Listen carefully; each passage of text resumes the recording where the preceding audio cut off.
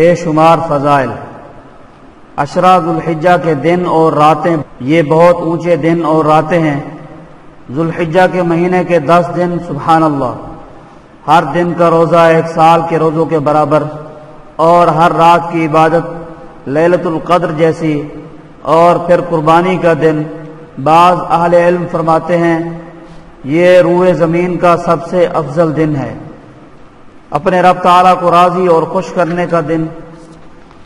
اور پھر ایام تشریق، اللہ اکبر کبیرہ، اللہ تعالیٰ کی عظمت اور بڑائی بیان کرنے کے دن۔ قرآن مجید جیسی کتاب میں ان دنوں کا بھی تذکرہ ہے اور راتوں کا بھی۔ فرمایا وَاذْكُرُوا اللَّهَ فِي أَيَّامٍ مَّعْدُودَاتٍ، اور فرمایا وَالْفَجْرِ وَلَيَالٍ عَشْرٍ۔ اللہ اکبر لا الہ الا اللہ واللہ اکبر وللہ الحمد۔